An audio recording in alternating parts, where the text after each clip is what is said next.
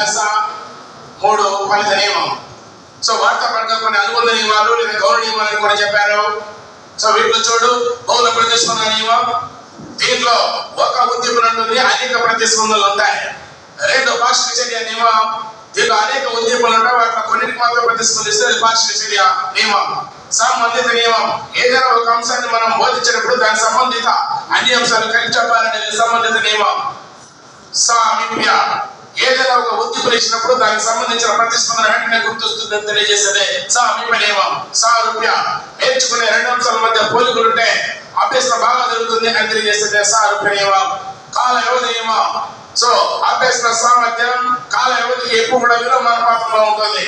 అంటే మనం ఏదైనా గిఫ్ట్ ఇవ్వడం, పొగడం లాంటివి ఎంత తక్కువ అయితే అంత బాగా అభ్యసన సామర్థ్యం పెరుగుతుంది, ఎక్కువైతే అభ్యసన సామర్థ్యం తగ్గుతుంది. కాబట్టి అభ్యసన సామర్థ్యం 1/2 కాల వ్యవధి. నెక్స్ట్ ప్రేరణాకారక నియమం. ఖచ్చితంగా అభ్యసన ఖచ్చితంగా ఏదో ఒక ప్రేరణ ఉండాలి అని తెలియజేస్తేనే ప్రేరణాకారక నియమం. ఇవి ఏంటంటే అనుబంధ నియమాలు, గౌరవ నియమాలు.